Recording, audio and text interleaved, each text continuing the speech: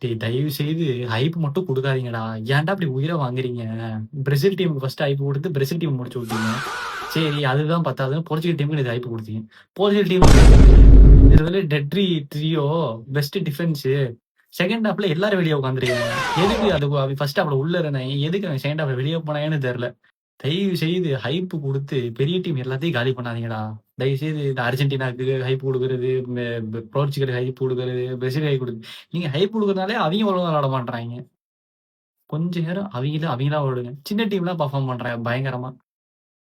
அத கூட விடு. நேத்து பாரு சம்மந்தமே இல்லாம இங்கிலாந்துக்கும் குரோஷியாக்கும் நடந்த மேட்ச் என்ன மாரி பெர்ஃபார்மன்ஸ் குடுத்துருக்காங்க. ஃபர்ஸ்ட் ஹாஃப் ஃபயரா செகண்ட் ஹாஃப் இங்கிலாந்து அழகா ஜெயிச்சுட்டு போனாங்க. பட் ஆனா அந்த ஃபர்ஸ்ட் ஹாஃப் இருக்கு பாரு, அந்த இன்டென்சிட்டியோட விளையாடுறாங்க பாரு, அதுதான் இங்க மேட்டர். நேத்து ஃபுல்லா பால் பொசஷன வச்சு ஒண்ணும் பண்ண முடியல போர்ச்சுகல்னால. என்னத்த சொல்ல, தயவு செய்து ப்ளீஸ் கெஞ்சி கேட்கிறேன் ஃபேன்ஸ்ட்ட. ஹைப் குடுத்து அந்த மேட்சையே ஒரு ஸ்பாயில் எக்ஸ்பெக்டேஷன் ஆக விட்டு அந்த மேட்ச ஸ்பாயில் பண்ணாதீங்கடா ப்ளீஸ்டா.